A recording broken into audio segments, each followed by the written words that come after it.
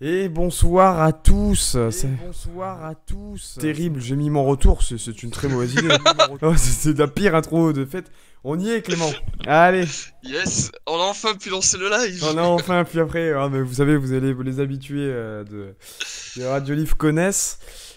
Et Les ça y est, problèmes techniques. je suis de retour après quelques mois d'absence. C'est la rentrée numéro 2. Que dis-je, la saison 2 de Radio Livre déjà. Un classique C'est parmi les annoncé, plus c'est grands. annoncé. C'est avec un très grand plaisir qu'on se retrouve en ce 4 octobre 2019. Rentrée très large, mais Rentrée tardive. rentrée tout de Très même. tardive. Il s'est passé, nous sommes quittés fin juin 2019 avec la Trackmania Cup et le pré-ESL Cologne. Effectivement. Il s'est passé beaucoup de choses Trop de depuis choses. depuis ce temps-là. Mais avant toute chose, merci Clément d'être là ce soir une nouvelle fois. Ça Bah, fait merci à un toi, an. c'est un plaisir. Ça fait un an car cette date n'a pas été choisie au hasard. Ça fait exactement un an, pile, jour pour jour, quasiment, que a été tourné le premier Radio Live CSGO qui n'avait pas été enregistré. Il était qu'en live à l'époque parce qu'il n'y avait pas de budget pour mettre des VOD sur YouTube. Là, on voit que la qualité a été améliorée pour la saison 2. Vous avez vu, ça a un peu évolué, beaucoup de choses. C'est surtout le contenu qui a été pas mal changé. On va en parler quelques minutes avant de lancer réellement le live de la rentrée sur CS. Globalement, ça va être plus ou moins la même chose. Alors, j'ai utilisé quelques trucs sur Twitter. J'ai vu des petits malins. Je ne citerai pas de nom. Mathieu, voilà, qui m'ont donné pas mal d'idées et qui ont cherché la petite bête pour que ce soit le plus plaisant pour vous. Hein. On essaye de faire d'améliorer au mieux avec le temps qu'on a, que ce soit le plus audible possible et le plus sympa à regarder ou à écouter en fonction du programme que c'est. Globalement, je vais pas beaucoup teaser sur les prochains trucs. Là, c'est la rentrée, c'est CS, je suis avec Clément. Il s'est passé beaucoup de choses sur CS. Bon, donc pour cette semaine, ça sera ça. La semaine prochaine, peut-être petit live, mais tranquille, jeu à l'ancienne pour reprendre tranquillement. Et à partir dans 15 jours, donc c'est-à-dire à partir du 18-20, je dirais, ça sera le retour. Je le tease maintenant.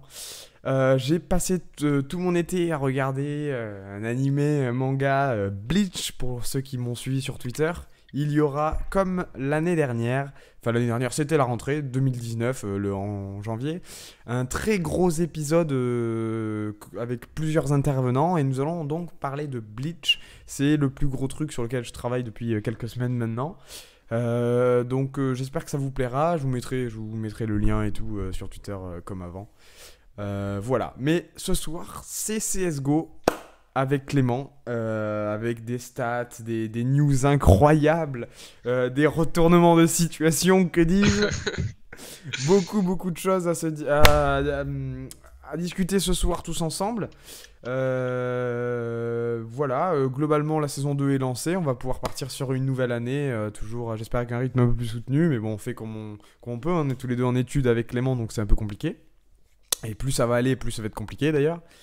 Mais bon, on essaie de streamer un peu moins souvent et faire quelque chose d'un peu plus quali que faire quelque chose un plus bâclé et plus régulier. Voilà, on préfère la qualité à la quantité, mais ça c'est une marque de fabrique. Bon, Et quoi de mieux pour commencer cette saison 2 quoi qu'un de, retour en arrière? quoi de mieux en termes de qualité que pour commencer sur le premier point. Il s'agit de l'ESL Cologne 2019. Il est vrai qu'on s'était laissé sur un petit teaser comme quoi on y allait. Et Et on effectivement, y a été. on y est allé. Alors, Clément, raconte-nous un peu comment ça s'est passé, comment ça s'est organisé, parce que alors, ça s'est pas fait du jour au lendemain. Tes souvenirs de pré-ESL Cologne. Comment ça s'est organisé? Ah, bah on s'en était parlé, je me souviens, c'était début d'année 2019. Enfin, Ouais, déjà depuis longtemps, on voulait se faire un Cologne. c'est un classique. Et début d'année 2019, on s'est dit cette année c'est la bonne. Cette année c'est les 5 ans, cette année faut qu'on y aille. Je me souviens que moi j'ai pris ma place, bah, dès qu'on en a parlé, janvier j'ai pris ma place. J'ai mis plus de temps. Et ouais, mais toi il fallait que tu t'assures que tu puisses bien partir. Ouais, c'est sûr. Et non, et après voilà, on a cherché le classique, hein, hôtel, transport, tout ça. On a trouvé quelque chose de assez pratique. Un mot qui me vient en tête, hein, tout de suite, Ports. On racontera les anecdotes. Bon, on peut les raconter maintenant vu qu'on est sur Cologne. Mais beaucoup de choses. Mais ouais, non, voilà, franchement, en termes d'organisation, tout ça, on a plutôt géré, je trouve. C'était pas mal. Parce que globalement, en fait, on est parti. Bon, pour ceux qui connaissent, on est plus dans le sud de la France, on est sur Toulouse. Et donc, du coup, bon, l'avantage on a Toulouse, là, il y a un aéroport, donc on n'a pas trop de problème à ce niveau-là. On a pris nos billets d'avion on est parti un jour, 24 heures avant que ça commence, un truc comme ça. On est parti Sur le place. jeudi. On est parti le jeudi fin d'après-midi. Commencer. Jeudi fin ça d'après-midi ou commençait c'était jeudi matin? C'était jeudi matin. Non. Si, Ah on ouais s'était levé Oui, hyper tôt. oui, Si. Jeudi hyper matin. tôt. Ouais. On était parti tôt et en fait Ah on, oui, on c'est devait vrai qu'on est arrivé. C'est vrai qu'on est arrivé à 14h. en début d'après-midi là-bas. Toi plus tôt parce qu'on racontera les La anecdotes. petite anecdote terrible. Mais oui, non, c'est vrai qu'on est parti jeudi matin. Jeudi matin, les compétitions ont commencé. Le vendredi sur scène, soir. le Non, le vendredi. jeudi. Le Non. vendredi soir. Attends. Le jeudi, c'était encore les phases de qualification pour monter sur Ouais, scène. playoff. Ouais. Non, pas Et playoff justement, les c'était play-in. play-in. C'était les play-in, mais du coup, les playoffs, c'était vendredi. Et c'était le vendredi soir. Et nous on était arrivé le jeudi, on s'était posé dans un bar et tout à Cologne. Ouais, on s'était posé dans un Pour bar. c'était regarder, c'est-à-dire qu'en plus c'était un gros pari cette année, c'est-à-dire qu'en gros on est parti là-bas pour pouvoir évidemment soutenir nos couleurs et aussi pour l'événement, parce que c'est un événement qui pour tous les fans sèches je le conseille 10 000 fois, parce que Cologne clairement. c'est le major à pas rater, enfin je veux dire si Bah, c'est on doit plus faire un un major, major, mais. ça l'est plus mais c'est dans la tête de tous les Dans gens, nos cœurs, c'est un major. c'est Cologne sûr. c'est la date qu'il faut faire, de toute façon même les joueurs CS le disent. L'avantage c'est que c'est une ambiance. Alors, la ville c'est à Cologne qui plus est, donc pour ceux qui connaissent pas, c'est on va dire nord-ouest de l'Allemagne, pas très loin de la frontière belge. Et ville assez sympa, peu 1 million d'habitants, je dirais, quelque chose comme ça. On avait regardé. Ouais. Surprenant d'ailleurs comme statistique. Surprenant parce que la ville est assez surprenante. En vrai, elle est assez cool. Mais très moderne, les transports sont pas mal. Bon, mis à part une petite mésaventure avec des trains, mais on Ah ouais, l'oubliera. c'était bien. Ah, Frankfurter Straße, terrible. Aïe, aïe, aïe. Mais voilà, je dis. On a bien fait de faire LV2 allemand, en plus, Non. ça nous a bien aidé. Oh là là, C'est faux. heureusement qu'on parlait un peu anglais parce que sinon ça aurait été la fin. Hein, parce que le service room, bon. Bon, bref, tout ça pour dire que Cell Cologne, ça s'est très bien passé pour nous. Sur le plan CSGO, il y a matière à discuter. Il y a matière à discuter car nous avons eu la chance d'avoir... parce que nous sommes partis là-bas sans savoir s'il y avait une équipe française, hein, parce que c'était toujours les play-in. Vitality était favori dans le sens pour se qualifier sur les derniers carrés. Pour se qualifier, ouais, Ça a c'est sûr. été Leur le- objectif, de toute façon, comme ils l'ont dit, c'était monter sur scène. Monter sur scène. Donc ils pensaient monter sur scène. Donc ça veut dire monter sur scène, pour ceux qui connaissent pas trop, ça veut dire arriver en quart. C'est arriver en quart, c'est monter sur scène. Chose faite par les Vitality, qui ont plus ou moins brillé en poule. Alors ils ont perdu des matchs qu'ils devraient gagner, et ils ont gagné des matchs qu'ils auraient dû perdre. Bon, ça c'est Vitality, hein, classique. Voilà, donc Vitality, on en reparlera pendant la phase les Français cet été, nos avis, parce que c'est pas mal de choses, il n'y a pas eu que les Vitality. Vainqueur de Cologne, Liquid, qui termine l'Intel Grandmaster, et qui empoche 1 million d'euros en plus, qui plus est, putain de merde. Voilà, moi mon ressenti, c'était la première fois que je faisais un gros major, tout jeu vidéo confondu, c'était vraiment le plus gros truc que j'ai fait en termes de milliers. Ouais. Attends, on m'a envoyé un message, ouais. Et du coup, c'était vraiment une émotion. On n'est qu'avec des passionnés, et on croise des joueurs, on voit des gens Il y qu'on avait voit du monde, jamais. Il y avait énormément de monde, je sais pas, il y avait entre 15 et 20 000 personnes peut-être. C'était vraiment. Et on était vraiment bien placés en plus tous les jours. Et puis On n'avait pendant- pas les places carré or ou je sais pas quoi, mais Ah non, on était vraiment juste à très, côté très des bon. casters, en face de l'écran. Ouais, c'était vraiment En très face, très bien, ouais, très c'était bien placé. Je mettrai des images sur Twitter maintenant que quand ce live sortira, je mettrai quelques petits trucs sur Twitter. Globalement, c'était fou. Qui plus est, on a eu des matchs incroyables. Moi, j'ai vraiment vibré quoi. C'était vraiment. Je me suis dit, voilà, à ce moment-là, même peu importe le résultat, peu importe le gagnant, même si on On peut mourir tranquille. on peut mourir tranquille dans le sens où là, on a vécu CSGO On a vu pendant du plusieurs bon jeu. jours. On était dans une maison de CS, quoi, et c'était vraiment incroyable. Moi, je l'ai vécu comme ça. Qui plus est, j'étais avec mon acolyte CS favori, que dis-je, un prodige de Radio Live, qui était là avec ses analyses et ses tablettes. Ah, j'ai fait des statistiques tout au long des matchs, évidemment. Il a pu faire un référencement sur Excel. Non, non, mais Yes. c'était vraiment très très bien. Toi, Clément, je sais que tu as beaucoup apprécié. Quel Ah, petit pareil, détail ressenti. as-tu aimé sur la ville de Cologne, l'ambiance qu'est-ce qui t'a vraiment plu? Qu'est-ce qui t'a retenu vraiment? Ce que j'ai retenu vraiment, bah, comme tu l'as dit, le fait qu'on ait vibré sur les matchs. Bon, évidemment, le match sur lequel on a le plus vibré, mais je pense quand même si on n'est pas français, c'est quand même le match où il y a eu le plus de, où c'était le plus serré, c'était le Astralis Vitality. Ça, c'était Ah, la demi-finale à pas louper, quoi. C'était ah, c'était vraiment incroyable. le meilleur match. Et non, oui, ensuite, bon, bah, sur la ville en elle-même, les habitants sont très sympathiques. La ville, il fait bon vivre en vrai, hein. Ça Les va, bars ouais. sont sympas, Globalement, c'était globalement, c'était globalement, c'est c'était sympa. c'était c'était vraiment chouette.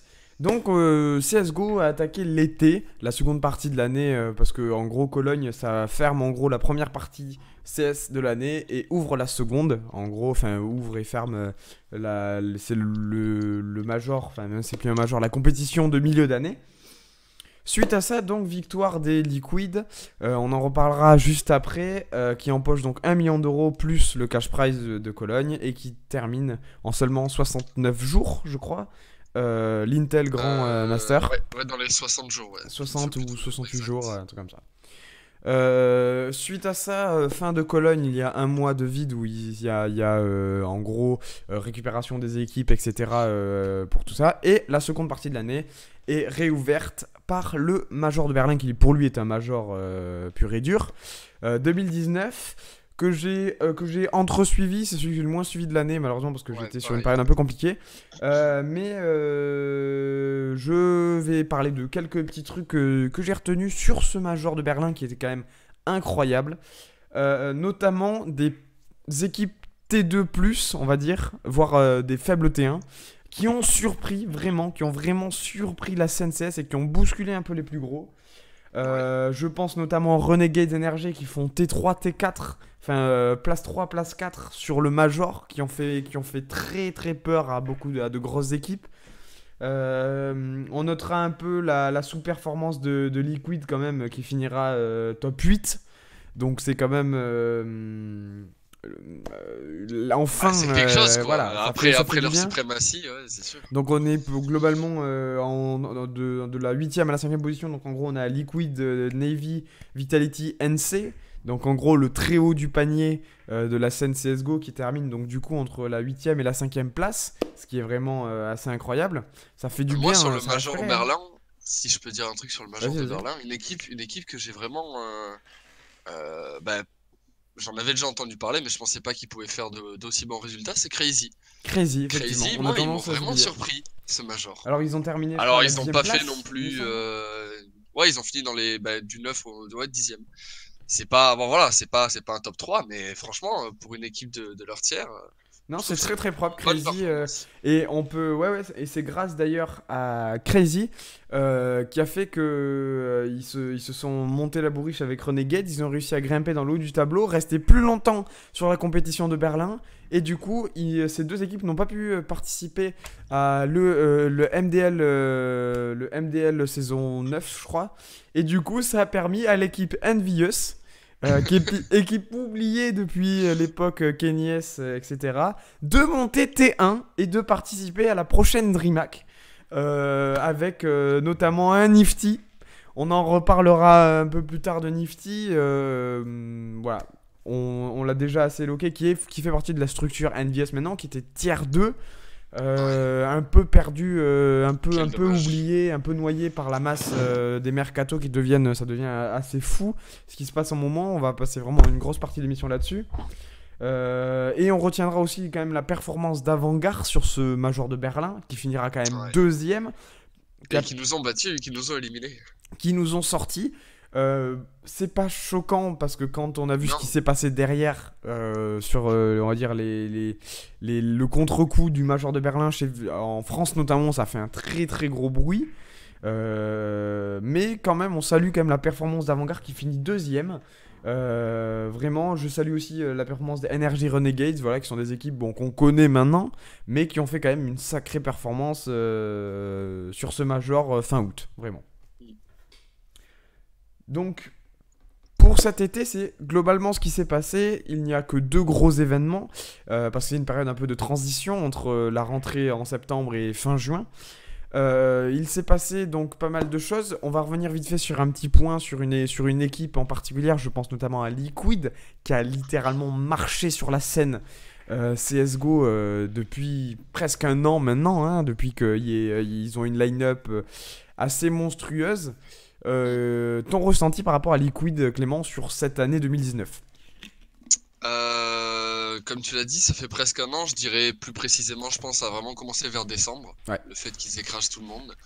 Et de décembre à juillet, alors on va dire août, de décembre à août, c'était vraiment... Ah, bon, il y a un major, c'est qui va gagner, c'est Liquid, quoi. Voilà. C'était vraiment, il y avait plus de suspense. Là, il y avait plus de suspense sur qui était 2, 3, 4ème Voilà, que sur qui était va se premier. maintenir en statut C'est ça. légende, ouais, c'est vrai. Il y avait vraiment... Donc, bon, c'était quand même intéressant parce que on se disait, ah, retournement de situation ou quoi, ou même voir des beaux matchs entre les 2, 3, 4, 5e. Mais la première place, on savait que c'était Liquid. Maintenant, on voit que ça redescend. Est-ce que c'est juste un passage à vide, ou est-ce que c'est que les autres teams se sont habitués, ou peut-être que chez Liquid ça va moins bien, on sait pas, on n'est pas à l'intérieur de la structure. Mais on voit du changement, et pour moi ça peut être que bénéfique. Après voilà, je suis pas américain, donc je supporte pas Liquid. Pour moi, le fait qu'ils aient un passage à vide, c'est que bénéfique à la scène Counter-Strike. Très bien. En même temps, c'est logique. Toutes les équipes, ça n'a jamais existé sur la scène CSGO. Alors, dans d'autres scènes, ça existe plus ou moins. Mais sur CSGO, là, comme les équipes bougent énormément, c'est très difficile de rester un an ou plus au top premier à gagner tous les majors. C'est impossible. Le jeu CSGO, il y a beaucoup de... comment ça s'appelle, de snapshot, mais ça c'est pas pour ce jeu-là, mais en gros de mise à jour des armes, du système, des cartes, etc. Qu'en fait, une stratégie mise en place peut marcher 6 mois, mais elle pourra pas marcher plus longtemps, même si on a les meilleurs joueurs de la Terre avec la meilleure line-up de la Terre, parce qu'il y a tout le temps de la concurrence, il y a énormément de divisions et d'équipes inconnues au bataillon qui peuvent venir par derrière et vous rouler dessus. Donc c'est quand même une belle performance de Liquid, même si je porte pas cette équipe dans mon cœur. C'est quand même une équipe qui reste impressionnante avec des joueurs, je pense à Nafly, Twist, même si c'est des joueurs qui sont beaucoup critiqués et moi je les critique beaucoup aussi, mais il faut reconnaître que voilà, ils ont quand même fait l'Intel Grandmaster en une soixantaine de jours. Ça reste quand même une performance, ça reste quand même une très grosse performance. Tout ça c'est du travail évidemment, hein, ils l'ont parfaitement mérité. L'avantage, plus ou moins, il y a quand même un avantage à ça, qui est une équipe qui roule sur toutes les autres, c'est qu'en gros il se passe beaucoup de choses du coup sur le haut du panier tier 2 et bas du panier tier 1. C'est-à-dire que c'est des nouvelles équipes, du coup les grosses équipes du coup, je dirais du top 8 au top 2 du coup, se cassent beaucoup les dents sur l'équipe qui est la plus haute, et ça laisse beaucoup de place aux petites équipes qui vont, tu parlais des Crazy notamment, des petites line-up Renegades. Alors Renegades c'est pas des petites line-up, mais oui, dans le sens où... C'est plus trop une petite line-up maintenant. Voilà, ouais, c'est plus trop une petite line-up, mais je pense à voilà, des petites équipes qui arrivent à s'incruster dans des DreamHack, dans des trucs, et qui arrivent à faire des choses parce que, en fait... Dream Eaters par exemple. Voilà, Dream Eaters par exemple, ou Vichy Gaming il y a quelques mois aussi, une équipe chinoise qui avait fait pas mal de bruit, Greyhound aussi je crois c'était. Voilà, des petites équipes qui sont très passagères, on les voit un mois, on en parle beaucoup. Mais c'est bien qu'il y en ait. Mais ça fait du bien d'avoir aussi des petites équipes qui en fait peuvent faire tomber les grandes, et c'est le grand avantage de la scène CS, c'est que sur un major on sait pas ce qui peut passer. Donc voilà, pour Liquid, GG à eux, là ils sont sur une pente descendante, j'ai mis une solution pour les battre. Alors là on va parler un peu, ça va être un peu plus technique pour ceux qui nous écoutent et qui connaissent pas trop les strats CS, voilà. En gros, là où est très fort, c'est le jeu à l'américaine, ce qu'on appelle sur CS, c'est-à-dire que ils ont des tactiques en pack. C'est-à-dire qu'en fait, ils jouent beaucoup ensemble, dans le sens où ils n'ont pas d'individualité. Alors, chaque joueur est une individualité, mais dans leur mode de jeu, c'est 5 joueurs et ils ont une stratégie. Avec les 5 joueurs, ils avancent, ils mettent les smokes, un mec met une smoke et les 4 autres avancent. Voilà, ça avance comme ça. C'est une machine en fait. Pour briser, alors nous on a pu le voir en vrai et à travers beaucoup de matchs et tout, pour battre un Liquid, il faut pas s'appeler Astralis parce qu'en gros, ils ont un style de jeu quasi identique. Ça sert à rien, je pense que pour battre Liquid aujourd'hui, même il y a quelques mois, il faut pas copier leur jeu. Parce qu'en fait, on ne fait que tomber dans leur piège et en fait, comme ils sont meilleurs que les autres équipes techniquement et qu'ils ont les meilleures stratégies les plus peaufinées avec les flashs et les smokes les plus peaufinés, c'est très compliqué de tenter de briser en gros cette machine Liquid, cette machine américaine, comme pouvait l'être C9 il y a quelques années. Voilà, donc les techniques, c'est-à-dire qu'il faut un nouveau jeu. Un jeu soit beaucoup plus agressif que Liquid ou beaucoup plus passif que Liquid. Style, en termes de jeu passif, on peut prendre G2 Esports par exemple, qui est une des structures avec le jeu le plus passif, qui attend vraiment les 30 dernières secondes d'un round pour pouvoir passer les actions, etc., qui garde le stuff très longtemps, contrairement à un Liquid qui, dans les 20 premières secondes, va balancer son stuff, mettre en place sa stratégie, etc. Donc, pour battre Liquid, la grande différence, c'est là où ils ont été les plus forts et les plus grands, c'est-à-dire ils ont l'avantage, si on fait une courbe en gros, ils ont le 50-50 entre la technique de placement de joueurs, avec des très bons pivots, un très bon leading game, de bonnes informations qui circulent, et un plan de jeu propre, dans le sens où il y a très peu de bavure. Chaque balle est calculée, utilisée, pour qu'elle fasse un maximum de dégâts. Ils sprayent très très peu, les Américains. Quand on regarde vraiment leur jeu, alors évidemment ils sprayent quand ils sont dans une situation de panique, enfin de panique dans le sens où il y a eu un débord de l'équipe adverse, mais en réalité c'est un jeu qui est très carré en fait. Et pour battre les Liquid, il faut donc un peu péter ce carré là, et cette année très peu d'équipes ont réussi en fait en réalité à les battre. Alors nous, Vitality, ils les ont battus une fois parce que c'était l'arrivée de Zinedine Ziyou et d'Alex, c'était en février, je crois, dernier, mais ils les ont battus qu'une fois. Donc, du coup, c'est sûr que c'est compliqué. Après, on s'est fait battre en finale de SL Cologne. Après, on s'est refait battre à Berlin.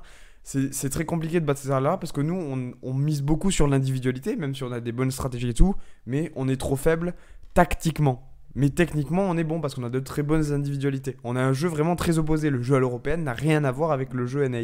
Voilà. Bon, je sais pas si ce que t'en penses, Clément, mais en gros, c'est l'analyse que j'ai faite. En gros, sur. Ah oui, non, mais c'est totalement vrai. C'est juste que, bah, comme tu l'as dit, ils ont un jeu paquet. Pour moi, je pense que le plus efficace, tu parlais de G2, je sais pas, enfin, je sais pas ce que ça pourrait faire, parce qu'on en voit. On voit rarement du jeu. On verra passif. peut-être, parce que là, ça a changé, mais on verra peut-être. Ouais, mais voilà, on voit rarement du jeu passif à très très haut niveau. Quand je dis très très haut niveau, c'est top 3, top 4. Tu parlais de G2, voilà, on est sur du top 8 à 15, donc oui, on en voit, mais pas du très très haut niveau, voir ce que ça donne. Mais je pense que, ouais, un style très agressif qui arrive à briser un des 5 maillons de ce que tu appelles la machine. C'est une chaîne, ouais, c'est une chaîne de vélo en fait. C'est ça, briser un des 5 maillons, bah, ça peut totalement les foutre dans la merde. Après, bon, je pense qu'ils sont pas bêtes, je pense qu'ils ont de la réaction, comme tu disais, ils ont quand même de l'individualité. Donc, à mon avis, ça reste de très bons joueurs. Des maillons, ça suffit pas. On l'a vu quand c'était Twist qui était, je crois, 1v4 ou sur Overpass contre Vitality. Alors, on s'est fait laver. Ils étaient en écho, on s'est fait laver. Enfin, ils étaient en force avec des Deagle, on s'est fait laver. Mais non, oui, je pense que je miserais plus sur un jeu offensif. Ouais. En fait, je pense que les teams qui peuvent les battre maintenant, c'est plutôt des teams dont on parle peu, mais qui arrivent avec un mode très agressif, comme tu parlais des teams passagères. Ouais, comme du Hellraiser à l'époque. Voilà, c'est ce que j'allais dire, comme exemple Hellraiser à l'époque. Tu vois, une équipe qui arrive, un style ultra agressif, qui surprend, qui change, ça va les battre au début. Puis ensuite, ils vont essayer de se réhabituer. Et en se réhabituant à des styles plus agressifs, bah les équipes top tier qui avaient des jeux soit pareil que Liquid, soit un peu plus passifs, vont reprendre de la force contre ce style de jeu. Et je pense que c'est dur à expliquer, mais c'est pas les équipes top tier qui vont affaiblir Liquid, mais c'est les équipes low tier qui vont affaiblir Liquid et qui vont permettre aux équipes top tier de rivaliser contre Liquid. C'est exactement ça, c'est pour ça que ce que je disais, l'intérêt d'avoir une grande équipe qui est tout le temps en haut pendant plusieurs mois, c'est qu'en fait ça bouge énormément en bas en fait. Et c'est pour ça que c'est intéressant, on voit des petites équipes arriver qui font bouger beaucoup de choses. C'est pour ça que c'est très compliqué d'avoir une grosse suprématie pendant plusieurs années sur le jeu. C'est impossible, parce que ça bouge constamment, voilà. Donc du coup, on va passer au français cet été rapidement. Donc c'est vrai qu'on a eu beaucoup les regards sur Vitality parce que c'est eux qui ont eu les performances les plus hautes sur cet été-là parce qu'ils ont participé au plus gros tournoi vu qu'ils sont en statut de légende. Donc du coup, ils avaient toujours plus ou moins les invitations pour le SL Cologne, Berlin, etc. Je retiens plus de bons que de mauvais. Parce que on reste une équipe. Alors aujourd'hui, on était 5, je crois. Enfin, on est place 5 en 5 ou 6ème. On a baissé, on était 2, voire 1 même. Mais Ouais, deux, je pense qu'on était on un, était ça 2. me- Un peu de temps, mais on a été dans le très haut du panier. Bon, Oui. on a eu plus ou moins. Enfin, c'est pas réellement un problème, mais on va en parler juste après. Moi, sur Cologne, j'ai été vraiment impressionné de l'adaptation de nos équipes françaises. C'est quelque chose qu'on n'a jamais su faire. C'est-à-dire que nous, en France, on a le jeu à la française, c'est un jeu qui se démarque. On a le CSGO français, c'est comme le jeu américain, mais c'est encore autre chose. Il y a le jeu est européen, le jeu nord européen, et on a le jeu français, en gros, qui est un jeu particulier parce qu'on est beaucoup basé sur les individualités. On attend énormément des joueurs et on préfère mettre 5 bons joueurs avec une stratégie un peu plus bancale qu'une bonne stratégie avec des joueurs un peu plus bancales. Voilà, on est comme ça. C'est pour ça qu'on a tout le temps des talents qui sortent. Je pense à Kenny S, je pense à du NBK, je pense à du Ziwoo très récemment, etc. En fait, on a que des gros noms et en fait, on n'a jamais eu d'équipe très très forte. Là, Ouais, on n'arrive pas à les mener au top, quoi. alors, là, Vitality a été plus ou moins l'exception qui confirme la règle, dans le sens où ils ont su rester haut très longtemps, hein, quasiment. Ils ont été formés en octobre l'année dernière, donc ça fait 1 an, là.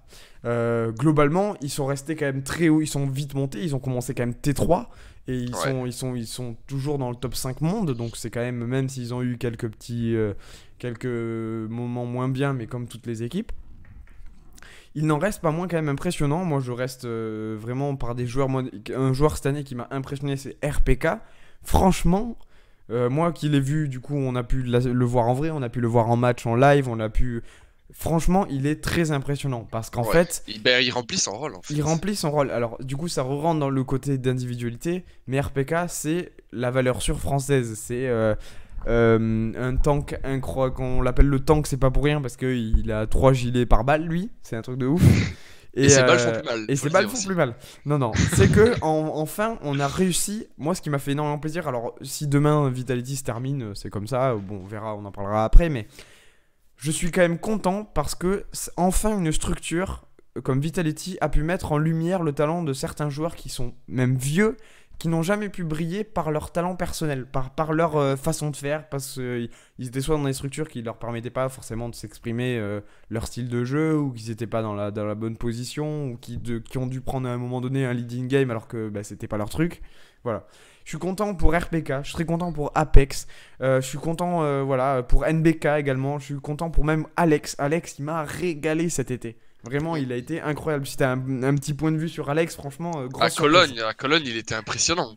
Souvent, quand on regardait les matchs, c'était qui? C'était Ziwoo, c'était Alex. Les deux Après, il premiers. y avait, voilà, le RPK, le tank, mais dans les moments où il fallait briller, dans les moments d'exception, c'était qui? C'était Ziwoo, c'était Alex. Je m'attendais pas du tout de ça de la part d'Alex. Je Non, m'attendais pas du tout à ça et très agréablement surpris. très fort. Très très fort, Alex, parce que qui plus est, il a des leading games sur certaines cartes. Je crois que c'est Ouais. Inferno et Cash, si je dis pas de bêtises. Sur la plupart maintenant, hein. Alors maintenant, bon, mais non, c'est différent, Maintenant, mais on en parlera, mais. je crois que c'est sur toutes maintenant, hein. Alors, je crois que c'est sur toutes. Mais en gros, putain, franchement, yes. Alors, on le ressent même quand on en parle, on passe d'individualité en individualité. Parce qu'en gros, notre jeu à la française, il est comme ça. Heureusement, je remercie XTQ, qui est un ancien commentateur et qui est passé coach chez Vitality l'année dernière, qui putain enfin réussi à mettre une C'est un analyse de analyste, ouais, jeu c'est ça. sur la scène et qui leur a permis de gagner, mais je pense un temps fou en termes d'entraînement et d'analyse. C'est-à-dire que moi, j'ai jamais vu un Apex qui réfléchissait autant quand il jouait, parce que d'habitude, c'était une boule de nerfs et qu'il fallait qu'il tire sur tout pour que voilà. Là, Et il en fait, était. j'ai regardé l'interview d'Ixtaz par la chaîne 1PV et il disait que maintenant le rôle d'entry fragger il s'est modifié parce que Ouais. c'est plus les entries à l'époque. Maintenant, c'est des mecs réfléchis qui vont toujours chercher l'entry frag, mais plus en mode je cours tout droit, je prends un kill et je reviens. Ouais, non, non. C'est vraiment ultra réfléchi et il disait Apex, c'est vachement bien adapté à ça. Et comme tu disais, maintenant, il réfléchit de ouf. Ouais. Et je pense que c'est... En fait, il se serait adapté, je pense. Mais le fait que Xtaz, ancien analyste et commentateur, soit arrivé chez Vitality a fait que bah, il a directement pris le coup. Il s'est directement habitué, adapté. Et c'est pour ça que maintenant, il le fait bien, quoi. Mais en même temps, ça fait du bien d'avoir un Apex aussi, parce que moi, c'est un joueur que j'aime énormément, parce que, bon, ce mec, c'est un même vivant, et il est juste incroyable, rien que sa personnalité est folle. Mais c'est un style de jeu qui rafraîchit en fait. Moi je suis bon, certes on est français donc ça fausse un peu le bordel. Mais je pense que même si on était, j'en sais rien, belge ou bon, allemand peut-être pas, parce que c'est des cons, mais peut-être, j'en sais rien moi. Les anglais. Smouya. Non, Smouya, non. Même un anglais, je pense que je regarderais quand même la scène française parce qu'on a des individualités de ouf déjà. Et putain, c'est un jeu qui est rafraîchissant. Alors on gagne pas, enfin on gagne un peu de certains trucs. Mais putain, ça fait du bien de voir du jeu à la Bah, ça française. joue en fait. Ça va vite, il y a de l'individualité, il y a du truc, il y a du. Voilà, on est un des rares pays, tu vois, qui tente encore des collates dans des murs avec Astralis, quoi. Il y a 3 équipes qui font ça, putain. CS de base, c'était ça, c'était que des collates. Et ce truc-là, ça s'est perdu et ça s'est un peu retrouvé, voilà, avec ces nouvelles line-up françaises. Ça fait du bien, ça fait vraiment du bien. Donc, les Français ont pas brillé sur la. Enfin, très peu, à part Vita sur Cologne. Mais sinon, ils ont toujours resté dans du top 10, top 5 sur quasiment tous les tournois. Même pour G2, c'était globalement la même chose. Mais quand même, c'était un bon été pour le public en termes de divertissement. C'était chouette. On a vibré, s'est passé beaucoup de choses. Je sais pas si t'as eu le même ressenti, toi. Ah Cet si, été. complètement, complètement. Et G2, mais ça on en reparlera après, là, ça a vachement bougé la line-up. Ah, ouais. Ça a Alors vachement G2, bougé. mais on va attaquer donc là vite fait sur la scène internationale du nouveau. Globalement, on parlera de Coldzera qui est passé, qui a quitté AmiBR. On en parlera dans la petite partie mercato. Sur la scène internationale, globalement, ça n'a pas bougé par rapport en juin. J'avais mis ça rapidement en fait sur le fait qu'en gros, on est en grosse période de mercato. Donc il faut savoir qu'à partir de la fin du Major de Berlin jusqu'à la prochaine DreamHack, c'est la période de mercato. C'est pour ça que chaque année, il y a à cette période-là énormément de mouvements. La prochaine, après, est en début d'année 2020, du coup. Ça a beaucoup bougé juste sur la scène internationale. Globalement, en fait, il y a eu la grosse news de Coldzera, voilà, qui est parti de chez AmiBR pour soi-disant créer une Dream Team, mais qui finalement a signé le gros chèque chez FaZe. Voilà, donc globalement, il va avoir des petits tournois, on va glisser gentiment jusqu'en décembre, et après reprendre au niveau de la scène internationale en janvier avec Katowice, qui sera donc du coup le premier gros major de l'année 2020. Voilà, globalement. On va donc pouvoir passer au mercato. Alors, le mercato. Juste petit mot sur scène internationale, Ah, c'est vas-y. 3 fois rien, hein, mais la Team NRG dont on parlait tout à Oui. l'heure, qui a changé de structure. En Ah, gros, c'est plus NRG maintenant, c'est Evil Geniuses. c'est petite news à prendre ou à laisser. Et- C'était les petites stats de Clément. Et ils sont troisième. Et ils sont troisième, mais en même temps, NRG a fait de très bons moves sur Ouais. c'est Tariq Mais qui eux est aussi, chez NRG, je crois, non oui, Tariq, ils Tariq, ont un ouais. style de jeu aussi. Ouais, ils sont Bah, très, très forts. en fait, c'est des Américains, mais qui ont pas le style machine, quoi. Ah oui, non, mais ils sont. Ça rafraîchit aussi, ça fait du bien. Ça fait du bien, hein. Vraiment, ils ont un jeu Ouais. NRG propre, vraiment. Donc, Mercato. Donc là, c'est le moment où on pleure ou on va rigoler, ça dépend. Vous l'avez lu, donc si vous ne suivez pas les news et que vous regardez, parce que je sais qu'il y en a qui écoutent juste le Mercato CS par le biais de notre émission, je remercie notamment des potes ou même d'amis de potes que j'ai rencontrés qui regardent cette émission et je les remercie. Déjà que vous vous intéressez à CS, c'est fou. Du coup, NBK, grand joueur, le plus grand joueur français de Français en CS, termes de palmarès, oui, c'est sûr. que j'ai pu toucher de mes mains, incroyable. Il est doux en vrai, il est doux. À l'aéroport, la post-club. Il est doux. Non, non. Bon, je sais qu'il le verra jamais, mais merci NBK. C'est un amour. C'est vraiment un amour, vraiment. C'est un mec énorme.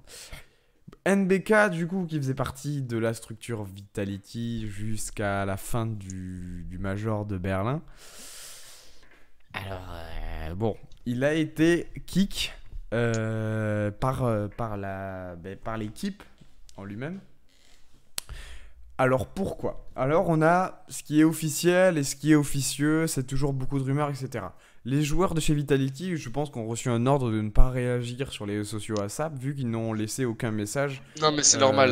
Je pense que C'est c'est normal. sur le contrat et je pense qu'ils peuvent rien dire et voilà, ça a été je pense que c'est une décision qui vient d'en haut. Nous, de ce que j'ai, moi je suis beaucoup en fait ce côté-là, les mouvements des joueurs beaucoup par les réseaux sociaux, par HLTV, etc. NBK en fait était en plus ou moins en désaccord. Alors c'est vrai que de l'aspect extérieur, on a l'impression qu'ils sont vraiment potes et tout, que ça se passait très bien. Ils ont fait de belles performances cette année et tout. Mais apparemment en interne, ça on n'y a pas accès. Donc du coup apparemment ça se passait pas forcément très bien. Il était bon, c'est vrai qu'il commence à être âgé pour la scène CS. NBK quand même, il a 25 ans, 25-26 ans. Il doit être quelque chose comme ça, non? Ouais, j'aurais dit 26. 25-26 ans, J'aurais donc dit 26. c'est Je vais vieux aller pour un vérifier. joueur CS. Enfin, ça commence à être surtout un leading On est game sur du qui vaut 25. ouais, 25 ans. Donc c'est vraiment voilà, un tournant. En général, les joueurs, il y a 25 ans, ils changent de cap. Ça a été le cas pour pas mal de joueurs, notamment Coldzera. Et du coup, NBK qui a été kick.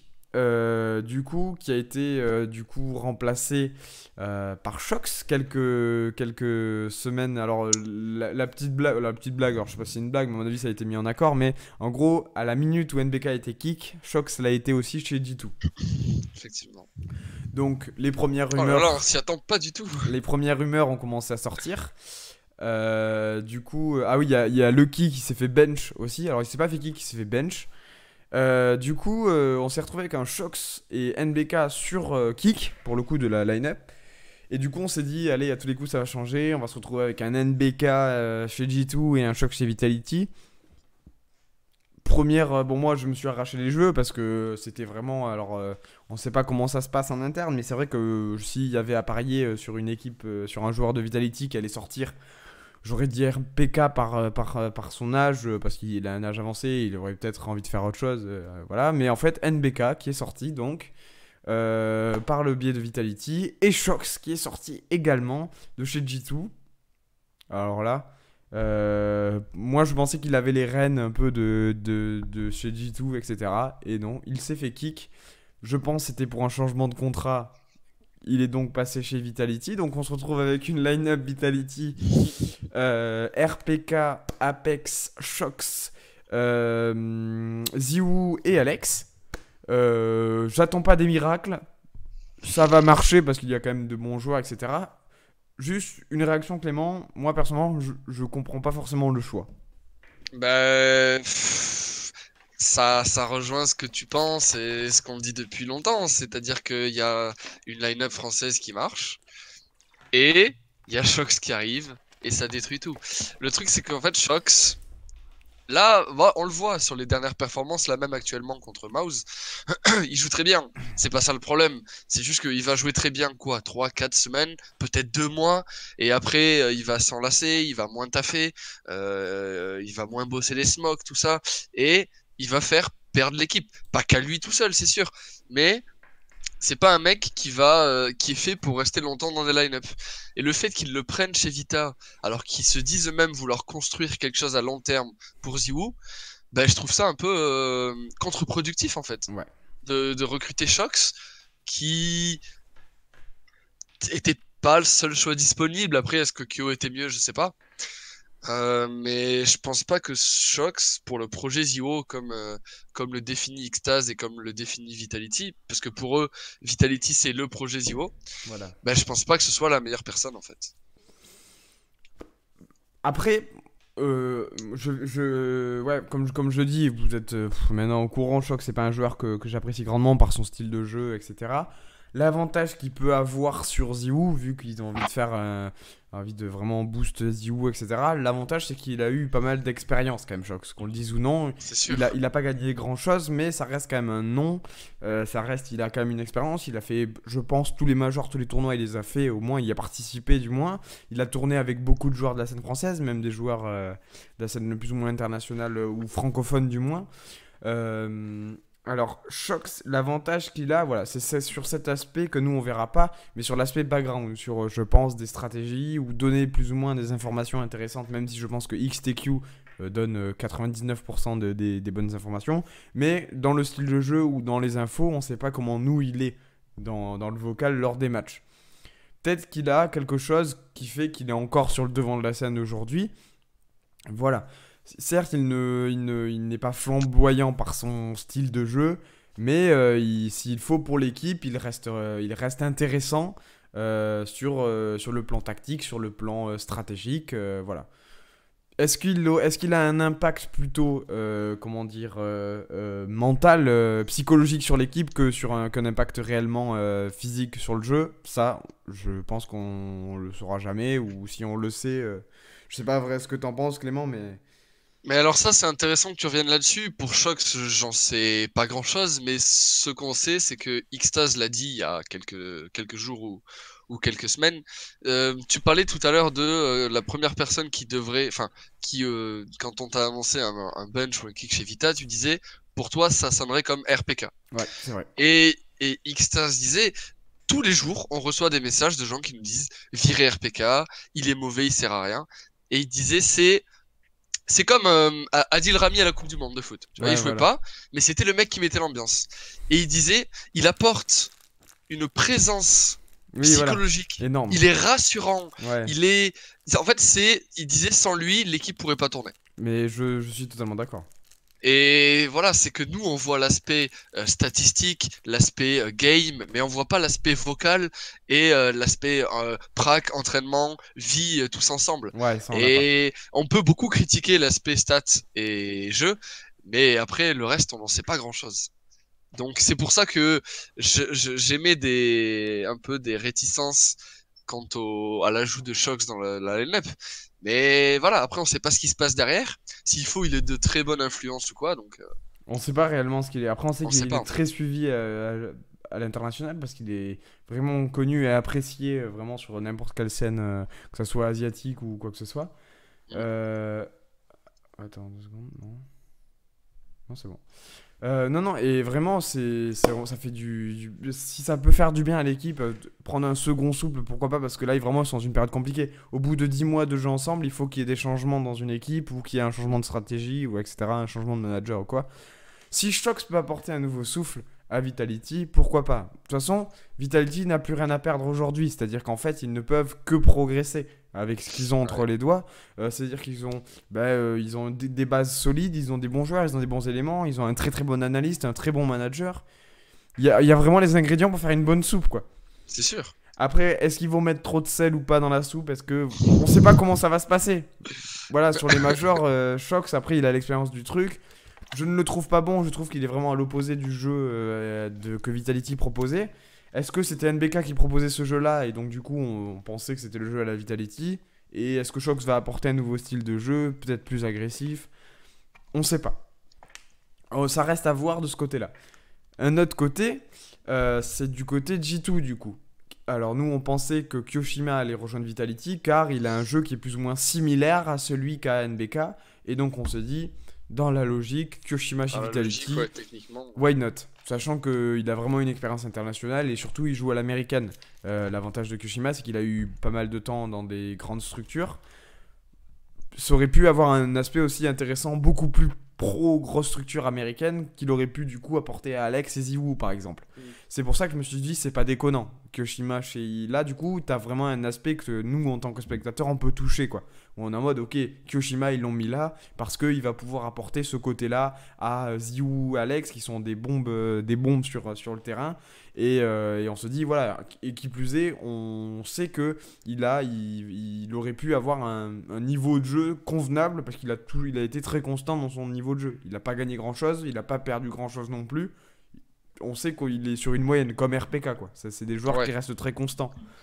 Et du coup, voilà, est-ce que Shox, c'est audacieux? On le saura dans quelques mois. Au prochain Mercato, quand on refera une émission, on aura les premières conclusions. Voilà. Après, là où je suis le plus surpris, c'est Kyoshima chez G2 Esport. Ouais, ça, ouais.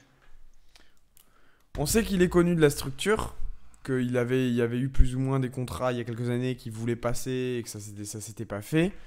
Là, on se retrouve aujourd'hui avec Shox qui est parti, qui était le lead in game. On se retrouve sans Lucky qui est parti parce que. Enfin, qui s'est fait kick parce que il était en dessous des stats et que, bon, à mon avis, trop jeune et trop cramé trop tôt. Ouais, c'est sûr. Cramé trop tôt. Du coup, je sais plus, il y avait une histoire avec Body, mais je l'ai pas retenu. Je crois que Body s'est fait bench aussi, Ouais, mais il y a longtemps, il ça. y a un petit moment. Et du coup, bah non, parce qu'il est... non, il s'est fait kick, mais il était bench. Donc, tu sais, Ouais, je pensais qu'il pouvait réintégrer cette équipe, mais en fait, pas du tout. pas du tout. Donc, en fait, on s'est retrouvé début septembre avec Kenny S et Jax. Et c'est tout. Et Dans c'est chez tout. G2. Et du coup, je me suis dit, oula. Jax, c'était la dernière recrue chez G2 Esports. Il a fait ses preuves. Il est pas flamboyant comme peut l'être Ziwoo, mais il fait son taf de chez Non, mais G2. Il personne joue à n'est au niveau l'ancien. de Zigou en ce moment en Oui, oui, France, en non, tout c'est cas. compliqué. Mais je veux dire, il a pas été, enfin, Ziwoo a fait de l'ombre à Jax et Lucky, quoi. Quand ils sont arrivés chez G2, Ouais, c'était tellement une bombe atomique que, bon, c'est sûr. je m'arrose le gosier parce il se fait sec. Et donc, du coup, voilà, Kyoshima chez G2 Esports. Ah, je sais pas du tout ce que ça peut donner. J'espère être. En fait, je m'attends pas à grand chose, donc je ne peux que être agréablement surpris. Voilà, alors, on s'attend à ce que je disais juste avant, on s'attend à un niveau constant chez G2, parce qu'ils ont Kyoshima, on sait que, voilà, Jax, il a un niveau qui est ce qu'il est. Voilà, bon, Kenny S, c'est autre chose, c'est un élément un peu à part. Et donc, du coup, Ouais. voilà. Aujourd'hui, G2, si on va sur HLTV, alors à moins que je me trompe et qu'il y ait eu d'autres Ils sont informations. septième, je crois. Alors, ils ont. 8ème, 7ème.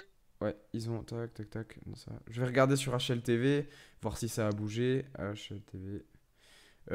Sur le moment. Parce que, en gros, on se retrouve en fait avec une équipe qui est vraiment en morceaux pour le coup là. Ah, bah tiens, Vitality Mouseport, 10 pour Vitality, 9 pour Mouse. Ils sont en train de. Oh merde! Il y avait 8-1 pour Vitality. Bah, ils sont fait remonter. Du coup, c'est News, Match, Résultat. Ouais, chercher la structure G2 Esport. Hop, comment ça Il me nous... semble qu'ils sont en 7 ou 8ème. Ouais. Ouais, on n'a pas trop d'infos. Mais en tout cas, ce qui est sûr, c'est qu'ils sont top 10. Et ça, c'est bien. Ils sont top 10. Il est vrai, ils sont top 10. En vrai, je pense que, tu vois, on n'attend pas de G2 que ce soit une équipe nucléaire qui monte dans le top 3, tu vois. Je pense que rester dans un solide top 10, voire Alors, même peut-être essayer de rentrer dans un top 6, ça peut être... alors, on a l'équipe actuelle qui est en morceaux. Parce que... Ouais, non, ouais. Alors, elle, j'ai vu, c'est n'importe quoi. Alors, on a aujourd'hui deux autres joueurs. On Trois. a... oui, alors en fait, il y a Kyoshima qui est pour l'instant qui a signé avec G2, mais il n'est pas sur la line-up actuelle. La line-up actuelle de G2, pour moi, elle n'a pas réellement de sens. Ah, elle a aucun sens. Donc on se retrouve avec les joueurs qui étaient là avant, donc c'est-à-dire Kenny S et Jax, voilà, qui sont avec ce qu'ils sont. On se retrouve avec Amanek. Alors, Pourquoi pas, même si Amanek, très, très grande interrogation. ok moins, on va dire. Et on se retrouve avec Hunters et Nexa. Qui sont... Alors, je veux pas dire du mal des joueurs, hein, mais qu'est-ce qu'ils font là, en fait? Qui sont donc il y a un Bosnien et un Slovaque, je crois c'est Nexa, c'est Slovaquie, ouais, je crois c'est Slovaquie ou Slovénie. Bon, on sent que c'est une période de transition pour G2. Là, c'est-à-dire qu'ils ont jamais été autant en transition. Alors, mais je me comprends pas ce qu'ils font là. C'est pas des mauvais joueurs, hein, ni rien. Non. Au contraire, je critique pas du tout les joueurs. Mais juste, qu'est-ce qu'ils font là? J'arrive Surtout pas que là, c'est-à-dire que j'arrive pas à comprendre. Nexa et Hunter, surtout, c'est des jeux est-européens. Mm. Donc rien à voir avec le jeu à la française et encore moins avec le jeu de G2. Après, peut-être qu'ils peuvent s'habituer, mais à mon avis, ils sont là, c'est que du passage. Pour moi, c'est du passage. C'est que du passage. Je vais expliquer ma théorie. Explique. Il y a quelque temps, la structure Gamer Legion a été créée par Scream et HS. Deux vieux joueurs, un suédois et un belge, respectivement. Et du coup, voilà. Non, il est Non. pas suédois, c'est ça, je crois. HS, il est pas suédois? Il me semble qu'il est estonien. Ou estonien. Bon, il vient d'Europe du Parce que Nord. justement, ils veulent créer une team juste toute suédoise, du coup, ils ont bench Ouais. HS et, Ils ont alors, et Scream. voilà. Donc du coup, grosse news dans septembre. Bench et HS HS et Scream je vais arriver, se sont fait sortir. à quelques heures d'intervalle du mix and twist. Ah, je reviens 2 secondes.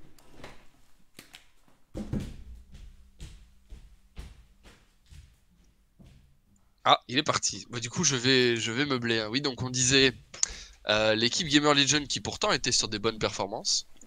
Oui. Et même en étant sur des bonnes performances, bah, ils ont décidé de bench HS et Scream parce que la structure avait l'envie de créer une line-up parfaitement suédoise. Voilà, je te laisse Pierre reprendre sur ce Ouais, que tu donc disais. du coup, je disais sur Scream, à quelques heures ou même une journée tout juste d'intervalle, on se retrouve avec un Scream qui est du coup kick, pour le coup, même pas bench, kick de chez GL Ah qui ouais? était plus ou moins de son bébé. Ouais. Ah, je croyais que c'était juste bench. Non. Ah oui, mais ça a été bench 30 minutes. Après, il y a eu du coup, Gamer Legend, pour ceux qui ne connaissent pas, c'est une petite structure T2. Ils ont réussi, c'était 4, ils sont montés T2. Ils doivent être classement dans les 20, je dirais. 20, même 19, 19-20. Et du coup, voilà. C'était pas forcément ça. 30 en ce moment. Ils ont baissé du coup, forcément, parce Ouais, qu'à ouais, cause, ouais. à cause du kick, c'était compliqué. Du coup, voilà, à quelques heures d'intervalle. Alors moi, je pense que là, on se retrouve avec du Hunters et Nexa en remplacement, on va dire, pour moi, provisoire chez G2. Et du coup, je pensais que ils allaient faire un petit coup Kyoshima Scream, tu vois. Parce que Ouais, déjà, ils auraient Scream pu, hein. connaît très très bien la structure G2, vu qu'il y a évolué pendant 2 saisons, je crois, il me semble. Et donc du coup je me suis dit le move est pas con, refaire jouer Scream en T1 parce qu'il a un niveau je sais pas ce qu'il branle depuis 2 ans en T2, il n'a rien à foutre là-bas. Et donc du coup voilà, moi j'espérais ça et ça a pas évolué. Alors du Non. coup forcément on spécule, on s'envoie pas mal de messages avec Clément, on se dit NBK qui se fait kick et qui se fait pas reprendre chez G2. Ok. Scream qui se fait bench de chez qui se fait bench mais kick du coup mais non Qui se fait pas reprendre et qui se fait pas par reprendre. G2. Kyoshima qui a selon les dires qui a normalement signé chez G2, pas de nouvelles, Et on se retrouve avec Nexa Hunter. On se pose des questions, tu vois. Donc du Bah, coup évidemment. voilà, pareil, un Jax perdu dans la France, on sait pas où il est. Non, Body, on n'en Lucky. parle même plus. Body, il est mort en 42, je crois. Non, mais. Le pauvre. Donc, est-ce qu'on se retrouvera avec une nouvelle structure française? J'y crois très très peu. Parce qu'il Ah faut ouais, des j'y crois très moyens peu. et. Ou alors on se retrouvera avec beaucoup de joueurs français sur une scène Non, mais européenne. surtout que si ça crée une scène française, enfin une équipe française avec Scream, NBK, il y avait qui déjà? Kyo. Kyo, ouais. Non, mais ça va être un bordel, c'est pas possible. Donc Je vois là, pas le but de créer ça en fait. ça va être très compliqué dans le sens où en gros, on se retrouve avec beaucoup de joueurs avec des bonnes, même de très bonnes individualités. Sans rien, c'est-à-dire que moi, comment on peut laisser un joueur comme Scream sans équipe, sans train? Alors il s'entraîne tout seul parce que lui c'est du one man army, mais putain, comment une équipe avec des moyens comme G2 Esport peuvent pas envoyer un petit chèque et en mode tu nous fais 6 mois, tu nous fais 6 mois, tu vois? Mais Peut-être putain, qu'ils ont pas envie. mais pas Peut-être que envie de Justice, ils quoi? ont pas envie. Qu'est-ce que tu vas chercher un des joueurs slovaques chez G2 Esport? Mais il doit avoir un truc dans la tête, c'est pas possible. Les moves chez G2 Esport niveau mercato, ça a jamais été du génie. Et là, ça se confirme. Ouais, c'est vrai. Donc Non, c'est vrai. finalement, on se retrouve début octobre avec une explosion du grand n'importe quoi sur le marché, avec des joueurs qui coûtent une fortune, qui vont probablement jamais retrouver d'équipe. C'est triste à dire, mais je pense que NBK, bah, il va se retrouver sur la toile, il va se retrouver avec Pasha Biceps sur une équipe Penguin basée en Estonie. On va rien comprendre, on va bégayer tous thaïlandais. En T12. En T24 là, putain, ça va être pénible. Hein. Non, et du coup, bon, voilà, on se retrouve pareil, du Lucky, qui est des petits talents qui se font éclater. Je pense à Sixer. Je crois qu'il a même arrêté CS. Attends, mais comment on peut Non, je laisser crois des joueurs... il est pas chez NVS Academy. Non, LDLC Academy, c'est pire. LDLC, ouais, c'est pareil. Ouais, c'est pire. Je pense que je préfère être chez NVS Academy que chez... Non, Non. mais c'est bon, il est chez LDLC, juste que LDLC, ils ont que 3 joueurs. Ils Ouais. ont Sixer, Major, Happy et. C'est terrible. Et voilà. Et voilà, et probablement Et- l'enfer. Et ouais, non. Et c'est terrible. C'est vraiment terrible parce que du coup, certes, on avait vraiment. Alors, j'ai. Là, sur les derniers mois, G2 Esport a pas montré grand chose. Alors, ils ont gagné quelques trucs parce qu'ils ont une individualité qui leur permet de rester à un certain seuil, à un certain niveau. Mais Qui? là, si tu enlèves ça, ben, je pense à Kenny, tu vois, je pense à Shox, Ah tu oui, vois, oui, oui, qui oui. même s'ils n'ont pas une grande tactique incroyable et qu'ils n'ont pas le meilleur manager et ni le meilleur analyste, ils ont quand même des niveaux de jeu très élevés et ils ont de très bonnes individualités qui leur permettent de rester dans le T1 top 10 plus, quoi. Ouais.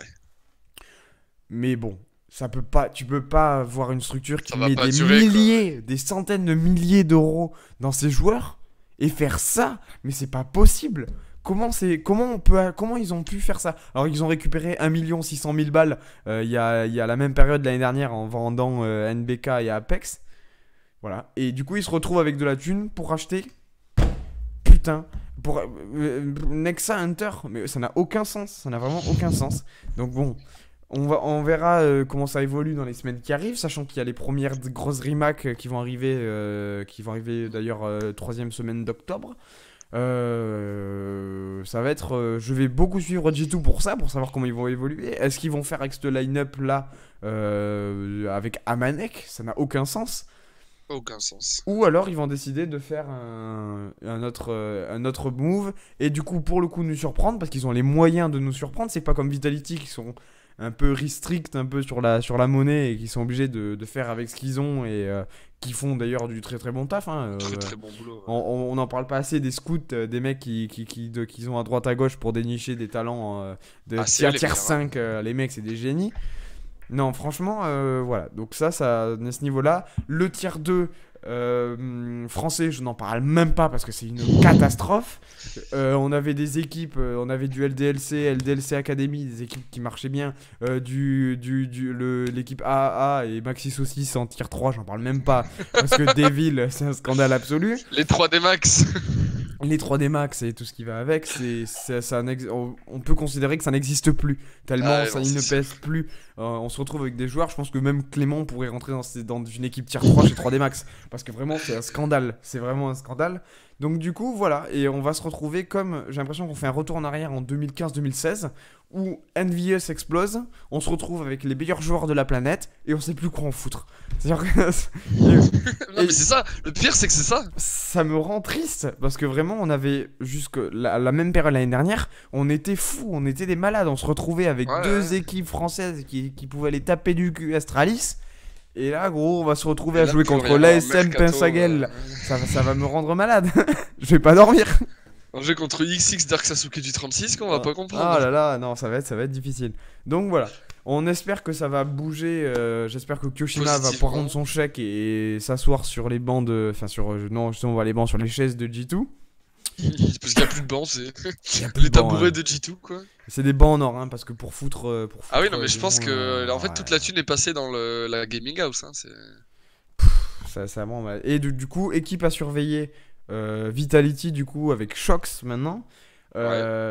On va voir comment ça évolue. J'espère pas grand chose, mais au moins de la surprise. J'espère au moins voir du nouveau style de jeu. Est-ce qu'ils vont changer de stratégie? Probablement, parce que c'est NBK qui proposait beaucoup avec Apex des stratégies. On se retrouve du coup avec un duo stratégique sur les maps principales. Pour toi, tu vois. Vas-y, non, tu peux filmer, non. Ce que tu veux. Et du coup, on se retrouve avec voilà, des nouvelles stratégies. J'espère voir quelque chose qui va me surprendre. Donc, ton point de vue, je sais pas ce que t'en penses vis-à-vis des Vitality, vis-à-vis de Shox notamment. Ça va être. Bah en fait, Shox, le truc c'est que on pourra pas savoir ce que ça donne quoi, parce que d'un niveau sur le jeu en lui-même. Bah, je pense que ça va pas être extraordinaire. L'avantage que peut avoir Shox, comme tu disais, c'est l'expérience, le background, ce qu'il peut apporter Ouais. en vocal ou quoi, mais ça, on en a aucune idée. Ouais. Donc, je pense que, ok, peut-être qu'il pourra faire des bonnes performances, mais je pense pas que ce soit lui qui va tout apporter. Je pense que s'il y a du changement chez Vita, on le verra pas extérieurement, tu vois, ce sera Ouais. de l'intérieur. Ouais, mais il faut aussi, même si ça va bien à l'extérieur, enfin à l'intérieur, il faut qu'il y ait des résultats Oui, sortent non, aussi. c'est sûr. C'est-à-dire que Heureusement. moi, je suis très perturbé parce que nous, on a beaucoup d'infos du coup par le mercato parce qu'on est beaucoup sur la scène française. Mais comment une équipe comme Astralis fait pour gérer tous ces problèmes-là internes, c'est pas possible. Alors, est-ce Je qu'ils sais ont pas. que 5 joueurs au Danemark et ils ont que, et du coup ils font ce que là-dessus et voilà. Non, non, mais je pense qu'ils sont C'est quoi? beaucoup plus professionnels que nous en fait. Nous, on est tous, Ou ils mettent enfin, l'argent au bon endroit, je sais pas. ouais, peut-être. Et oui, c'est ça, ils alignent les chèques, ils disent voilà, vous fermez vos gueules et vous Voilà, jouez quoi. vous êtes payé tant à tel mois et voilà, vous gagnez tant mieux, vous pourrez vous payer un Alors truc, que nous, je sinon pense, voilà. on fait trop dans le, C'est pas normal. gâter les joueurs, gâter les noms. Mais vu qu'on a que des noms, bah, ça gâte tout le monde. Il Voilà. y a des gens qui, je pense, ils sont peut-être pas jaloux entre eux, tu vois, mais en mode ah ouais, non, flemme, Ouais, pas envie de ouais. travailler aujourd'hui. Alors que je pense que nord de l'Europe, tu vois, ils sont beaucoup plus professionnels, beaucoup plus Les assidus. structures Ils sont. travaillent bien mieux. Ouais, non, c'est. Pour moi, il y a plus de taf au nord que chez C'est pour ça que il y avait une période où je voulais qu'il y ait beaucoup de joueurs qui partent en fait chez FaZe, comme Coldzera peut le faire.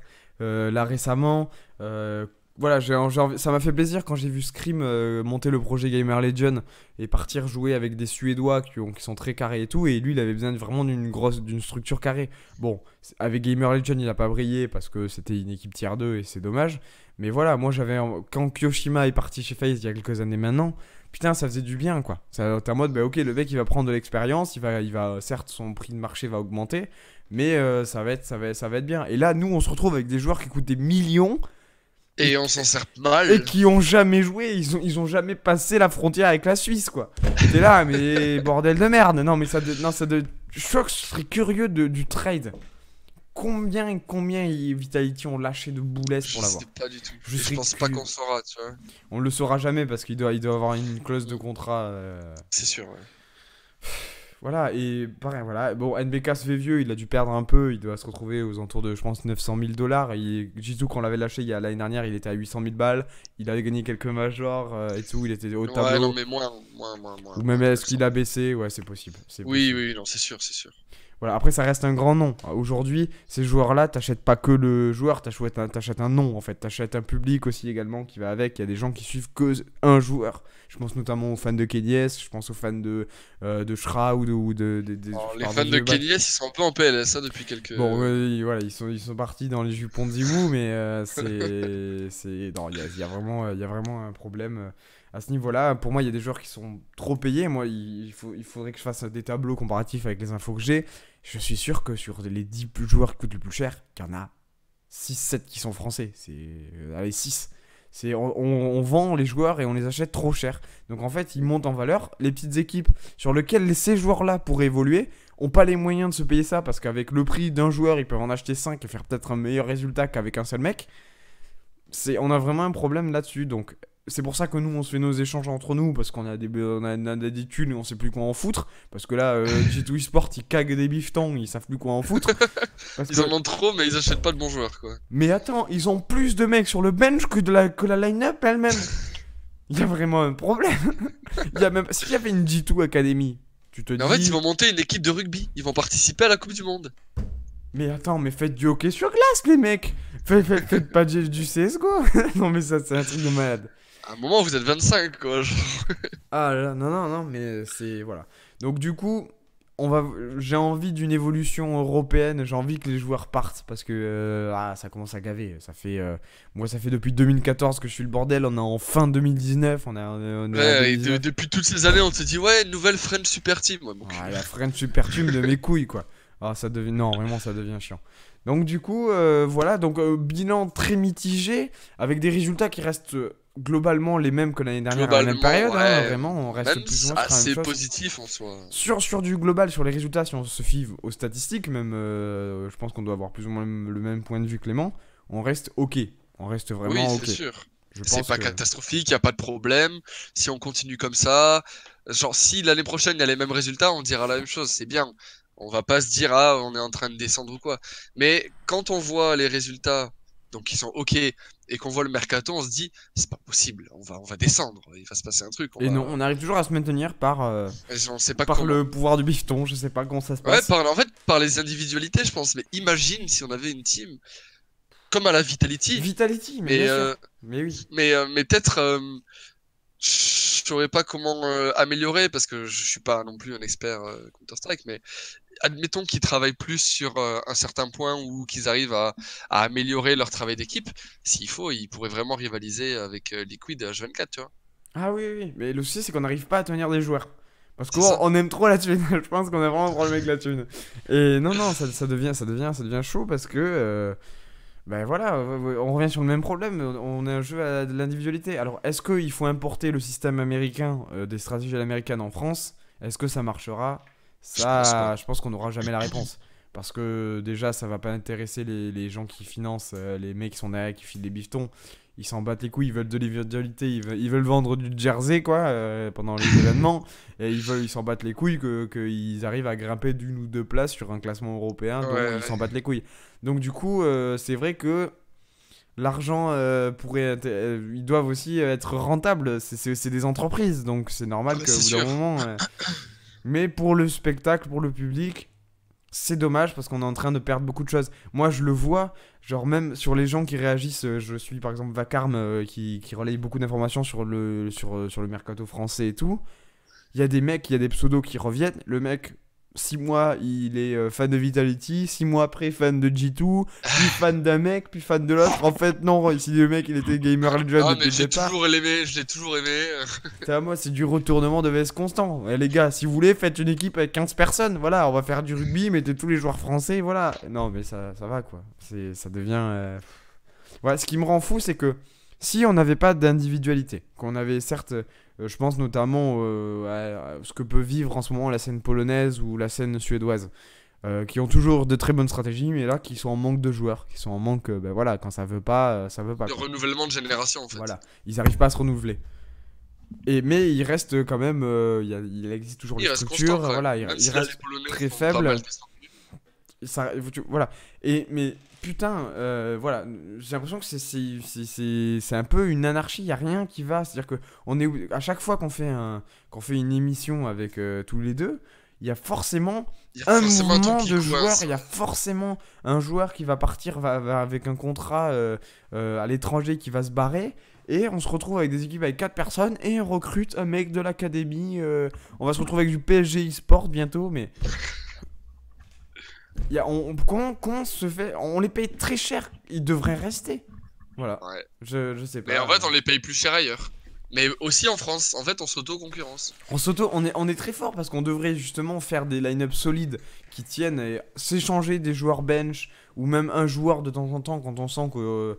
Mais en fait, c'est des entreprises. Et il faut qu'on se foute sur la gueule pour gagner, pour raquer un maximum. Et les résultats, alors Vitality, ils sont bien mignons. Ils sont là, nous, c'est la performance, les résultats. On veut gagner des majors et tout. C'est notre objectif et tout. Ah, mais arrête de changer de joueur tous les 6 mois. Putain. Regarde, je prends un exemple. La structure a été créée début octobre 2018. De base, il y avait Happy. 3 mois après, il vire Happy pour prendre Alex. La structure venait d'être créée. C'est pas en mode ça fait 10 ans qu'elle existe et il fallait changer. Et là, ils font une très belle période à partir de Katowice jusqu'à Cologne. Cologne, ça merde. Résultat, ce qu'on fait quand ça marche pas, on vire un mec, on en vire deux et on en prend d'autres. Mm. C'est un truc de fou. On se remet, j'ai l'impression qu'on veut pas changer de stratégie, on veut garder les mêmes choses. En mode, lui il est nul, il est tout le temps dernier au scoreboard, on le vire. Bah ok, Ouais. c'est en mode, right. Bah, super. Voilà. Et du coup, on achète des mecs beaucoup plus chers et voilà. C'est le Et au gros final, problème. ça marche pas non plus. Et ça marche pas non plus. Donc, je pense que c'est le style de jeu qu'il faudrait changer. En fait, on se pose pas les bonnes questions. C'est On se dit, compliqué. tiens, c'est forcément toujours ça le problème. Alors que quand on pense remédier au problème, ben ça marche pas non plus. Et au lieu d'apprendre de nos erreurs et de se dire, ah, on avait fait comme ça pour remédier au problème, ça avait pas marché. Non, non, non, on refait les mêmes erreurs. Et à chaque fois, c'est pareil, on est reparti pour un mercato loupé. Et c'est à chaque fois pareil. Ah, c'est dommage. C'est vraiment dommage. Donc bon, c'est comme ça malheureusement. On peut rien y faire. On va terminer sur ce petit mercato là. Juste une dernière petite news qui est passée. Je sais pas si tu as eu le temps d'y jouer dessus, Clément. Non, ça, j'ai pas été au courant de ça. Et du coup, parce que Cash a été rework. Bon, globalement, l'esthétique c'est plutôt la même. Alors, elle fait beaucoup plus abandonnée. En gros, Cash, globalement. Ouais. En gros, tous les bâtiments sont un peu, on va dire, délabrés. Et il y a de la verdure un peu partout par terre sur le sol et tout. Voilà. Ok. Et en fait, je me suis posé la question. C'est vrai que Valve, bon, c'est un peu des enfoirés, on le sait depuis bien longtemps. Que pour garder leur public, allez, on va vous mettre une nouvelle caisse quand il y a un petit coup de mou. Et voilà, ça repart 25 Et tout millions le monde de est joueurs. content. Voilà. Et en fait, ils sont en train de rework toutes les cartes les plus connues de CS. Sachant que Cash, c'était plus ou moins la dernière avec Overpass à être un peu à l'ancienne. Ouais. Du coup, maintenant, on se retrouve avec du Inferno, Cobblestone, D2 et Cache, qui sont les maps principales on va dire, de CS, rework et tout, avec Tout des nouvelles rework. positions, des trucs. Ma réflexion était sur le côté. Moi, je voyais le côté très commercial du style. Regardez, on fait beaucoup de mises à jour chez Valve, on est vachement intéressé par CS:GO. Et pour garder, est-ce que c'est pour garder un public ou c'est pour le côté sportif en mode on change les positions pour changer le jeu? Je ne pense pas que ce soit ça. Non. C'est juste par pur effet d'esthétique. C'est Par renouvellement, faire genre qui renouvelle, quoi. c'est dommage parce que c'est des maps qui étaient parfaitement calibrées. C'était des maps qui sont. Du Après, coup, il y en a avait- qui commencent à devenir vieilles aussi, c'est sûr. Mais... Oui, mais attends, CS, ça a 20 ans. Bah oui, mais en soi, c'est pas mal qu'ils se renouvellent. Je veux C'est dire, ça a un bon côté pour les joueurs casus comme nous. Voilà. Mais du coup, ça va changer, ça va bousculer beaucoup de choses encore une fois sur les stratégies. Vu que, du coup, des postes de sniper, machin. Donc, on va attendre 3 mois sur cette carte-là pour que les snipers retrouvent la bonne position, le bon angle, le bon truc avec les bonnes smokes. Donc, on va se retrouver avec un cafouille de merde. On arrive à Katowice et nous, là, on va bégayer avec nos G2 Sport un peu fébriles. Voilà, sur une nouvelle map. un peu fébrile. Un peu fébrile, non, non. Et du coup, alors, c'est chouette pour les joueurs qui sont casus. On se dit, putain, yes, enfin, nouvelle Cobble, nouvelle Cache, nouvelle Inferno. C'est très bien. D'ailleurs, c'est des maps qui sont généralement réussies. Vraiment, même Ah la oui, nouvelle oui, en termes de design. des deux est vraiment propre et tout. Vraiment, c'était chouette. Bon, Cobble un peu déçu du rework. Par contre. Cobble, ouais, Cobble un peu déçu. un peu fait à la pisse. Elle a été sortie, qui plus est, À Halloween. elle a été sortie des matchmaking officiels, Ouais. voilà, qui a Bah, été remplacée. comme quand tu rework à chaque fois. Ouais. Voilà, et donc du coup, ben, on se retrouve avec du Vertigo en compétition. Map sympathique, Sans plus. elle ne m'émeut pas vraiment. Alors c'est vrai que c'est pas une map de base qui...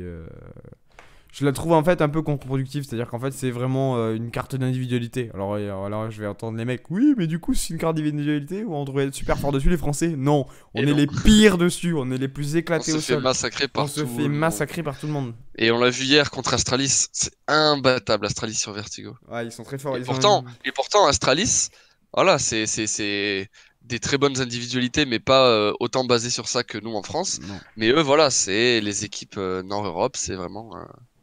Je sais pas comment décrire leur style de jeu, c'est juste Ils ont, solide. ils ont en fait. leur en fait, là où ils sont très forts, c'est que en gros, ils sont plus basés sur les individualités que par rapport à des liquides. C'est-à-dire Oui. qu'ils ont vraiment de très bons joueurs, mais ils ont aussi trouvé un compromis à 50-50, vraiment. En gros, c'est parfait, un milieu entre les États-Unis et la France, quoi. Ouais, voilà, c'est ça. Est-ce que ce serait pas le style de jeu parfait au final? Ben, quand on regarde, ils ont tout gagné. Et voilà, quand ils l'ont prouvé pendant plus de 3 ans. Voilà, après ils ont beaucoup gagné de choses quand il y avait pas beaucoup de concurrence. Bon, alors, je vais me faire insulter, Quand mais même. il y a toujours de la concurrence, mais dans le Quand sens où en même. mode les grosses structures étaient en train, Liquid était en train de se former, C9 venait de tomber, SK Gaming venait de se faire démanteler et MIB arrivait. Alors, ils ont gagné des très très belles Ah, finales. 2016, on était à l'apogée d'SK quand Oui, même. oui, Hein. c'est sûr, mais ils ont, sur ça, mais par exemple, ils arrivent. Comment un Astralis peut arriver face à un NC en finale de Major et gagner la dernière map 16-4? Ouais. Ok, alors bravo Astralis, tu vois, mais c'est que quelque part, tu vois, ils sont, tu sais, c'était un moment de gros mouvements, quoi. Au De niveau plat, de la scène, moment de plat, ils ont profité, GGE, ils ont pris des thunes, ils auront une belle maison, la daronne à l'abri, comme on dit, mais genre, voilà, tant mieux. Après, Astralis, c'est une équipe que j'aime beaucoup, même si j'aime. Ouais. Alors, là, pour le coup, ça change de beaucoup de mon avis. J'ai un peu du mal avec les joueurs en eux-mêmes, genre chaque individualité, je suis en mode. Pour moi, je trouve rien d'exceptionnel, mis à part Device, qui est vraiment très très fort. J'aime beaucoup Xipex, moi. Xipex, moi j'ai un peu du mal avec le joueur en lui-même. Mais pour le coup, j'apprécie énormément la structure. Genre, comment c'est fait, c'est toujours très carré, c'est toujours très propre. Ils ont des styles de jeu, ils jouent tout le temps la même chose, bon, en changeant sur chaque map et en fonction de qui ils affrontent. Mais tu sais, tu t'attends à Astralis, tu t'attends à un bon niveau. Ils ont un bon niveau. Ils arrivent toujours à trouver des petits trucs, à exploiter une petite faille sur la map, machin. Ils arrivent toujours à renverser les situations. Ils ont des bonnes individualités face à des équipes qui peuvent avoir de bonnes individualités, style Vitality, quoi. Ouais. Et c'est pour ça que pour moi, le meilleur match de l'année, ça restera Vitality Astralis. Parce que c'est deux jeux qui étaient plus ou moins similaires. Parce que c'est des jeux européens. Mais ceux qui gagnent, c'est ceux qui sont le plus malins. Et donc, du coup, on arrive dans ce côté-là de CS où c'est l'expérience qui parle. On arrive sur du skill pur. On arrive Et sur surtout que qui va ça, ouais, voilà. surprendre l'autre. Voilà. Ça a donné un match ultra serré, ultra tendu, avec Il du était beau incroyable. spectacle, des retournements de situation, c'était vraiment incroyable. En plus, à le voir en live, quoi. Ah là là. C'était pour moi, si j'avais un événement marquant de cette année, ça serait vraiment cette demi-finale-là à Cologne. Ouais. Qui était incroyable. Parce que déjà, voir Astralis, en vrai, c'est juste parce qu'ils C'est quand même quelque ils nous chose. sont passés à 2,50 m. Hein. Astralis, faut pas Oui. croire.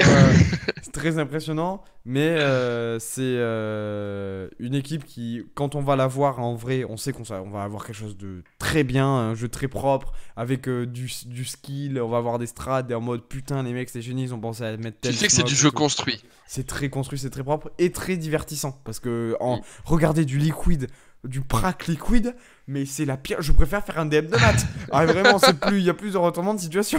Oh là là, c'est vraiment le jeu à l'américaine, c'est un enfer. Bah, en fait, c'est construit, mais trop, quoi. Ah, tout est carré. Mais, C'est pas bien pour le spectacle. une 49, tu mets tel smoke et dois rebondir à tel moment. Toi, tu tires un coup d'AWP parce qu'il y a le pied du mec en face à 120 mètres qui va passer, tu vois. C'est efficace, ils gagnent des sous, tant mieux pour eux, mais c'est vraiment Mais c'est pour pas le beau à public, voir, c'est quoi. pas divertissant, c'est... Ouais, ils gagnent. Et ben écoute, GG à vous les gars, vous avez exploit bug le bordel, voilà, écoute, vous avez fait des thunes Bah, en soi, c'est monstrueuses. juste une énorme connaissance du jeu, quoi. Pas de skill pur, Là, ils pas ont très peu de skill pur. d'impro. Mais de toute façon, on l'a vu, tu sais, il y a les 2v2 challenge là, où tu sais, c'est deux joueurs d'une équipe qui affrontent deux autres, tu sais, c'est un truc genre un tournoi 2v2, tu sais, de skill, Oui, oui. voilà. Ils se sont fait laver. C'était Twist et... comment il s'appelle, Elige, je crois. Qui était là pour faire un liquide. Oh, ils se sont fait laver le cul. En skill pur, ils sont très forts, mais c'est pas... ils ont pris des têtes par Shox. Franchement, moi, personnellement, j'enterrais ma carrière. Hein. Parce que vraiment, Shox, en termes de spray, bon... Je joue pas bien à CS, hein, mais je pense qu'ils sont mieux. Hein, on va pas... non, mais c'est... Voilà, c'est le problème de Liquid. Astralis, pour ceux qui ne connaissent pas bien CS, je vous conseille de regarder des games commentés, notamment par Anders Bloom. Ça va vous faire vraiment apprécier la scène CS européenne, parce que vraiment c'est très divertissant. Je vous conseille de regarder, je sais que j'avais un pote qui m'avait demandé par quoi commencer sur CS, parce qu'en gros c'était un nouveau joueur CS, il est arrivé quand c'était gratuit, quand le jeu est passé gratuit. Et il a vu, tu sais, comme quand on arrive dans la homepage de CS, des fois il y a des matchs, des majors ou des DreamHack retransmises. Ah ouais. Et il a regardé les équipes qui étaient françaises, les équipes qui étaient en gros et tout. Il était en mode, ouais, qui sont les plus fortes. Alors t'as le classement HLTV à la con, mais en gros, voilà. Et je lui dis, si tu as envie de t'amuser et de voir, même pour t'entraîner toi, regarder des smokes, des stratégies, des trucs où t'es en mode, ah ok, on peut passer par là, on peut faire ça, on peut faire tel move à 2, à 3. Regardez Astralis, regardez, je dirais, FaZe pour ce qui est aujourd'hui, parce que c'est ce qui est le plus carré, le plus propre et le plus compréhensible quand on est un peu novice en termes de stats, de stratégie sur CS. Je pense que c'est le plus accessible, en fait, Astralis. Ouais. Après, quand on devient un peu plus puriste, on peut s'attarder un peu sur le jeu suédois. Je pense à tout ce qui est la GW, etc., qui est un jeu beaucoup plus sur les longues lignes, vraiment très très longue distance. Le jeu à la française, mais là en ce moment je vous conseille pas de regarder les cartes parce que c'est les chialets. Mais regardez, vous pouvez regarder du Vitality sur des DreamHack l'année dernière. Voilà, ça peut être intéressant. Et le jeu à l'américaine, regardez quelques games quand même parce que c'est intéressant de voir les différents styles de jeu. Notamment, gros point aussi, on n'en parle pas beaucoup, mais sur la scène asiatique qui est en train de bouger beaucoup.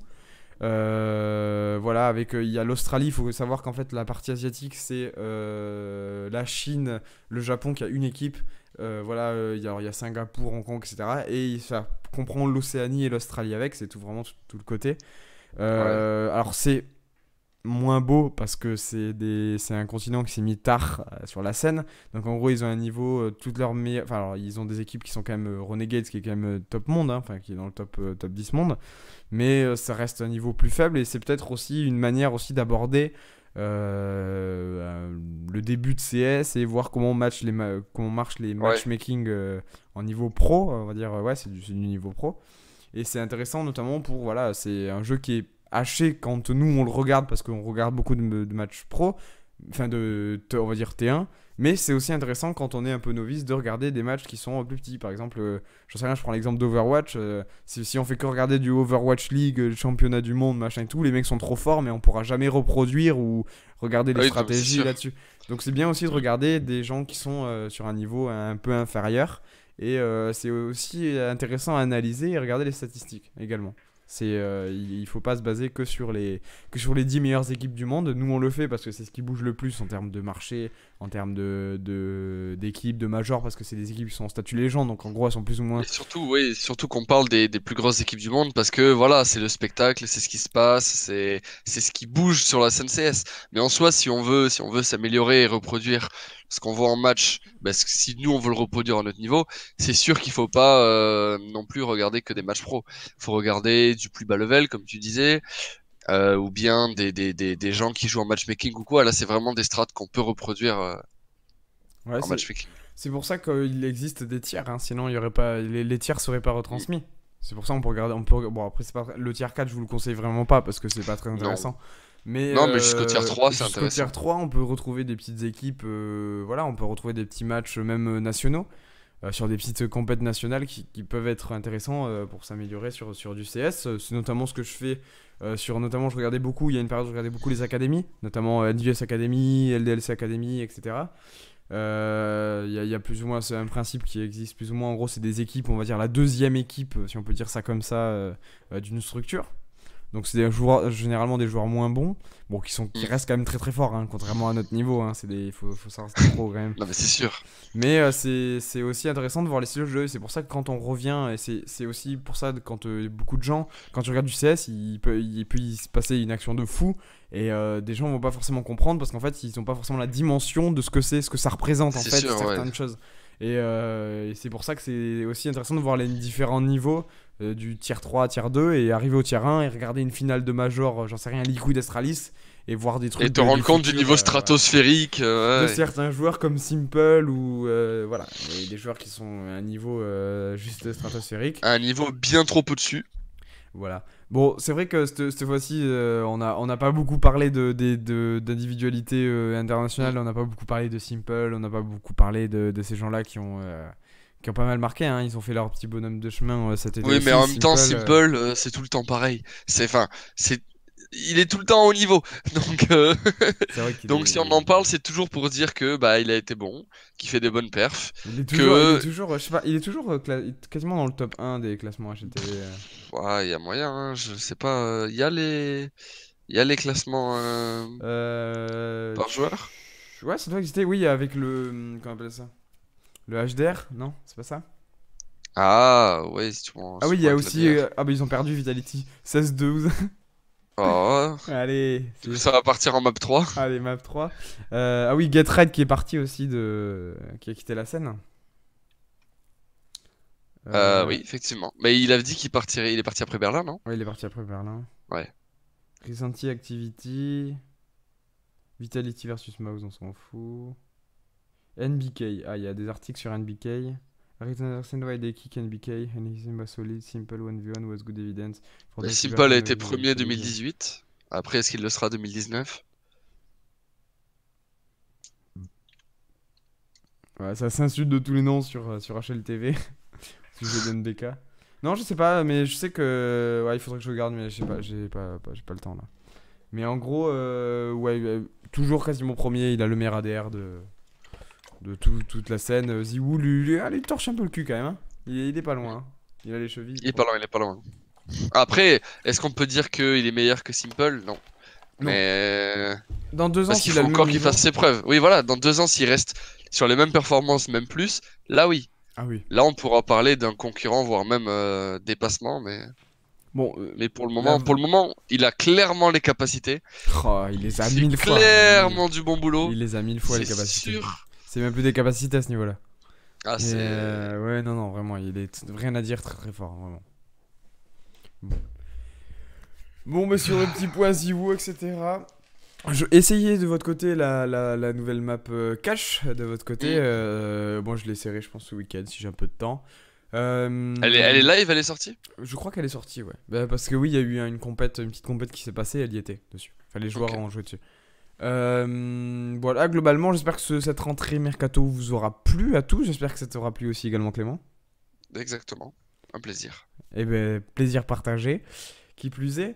Vous allez pouvoir retrouver cette rediffusion dès demain, donc c'est-à-dire le 5 octobre 2019. Hein, la qualité, 24 heures après, vous avez évidemment la rediff. Prochain mercato, ça sera probablement en janvier, je pense, avec le début d'année 2020.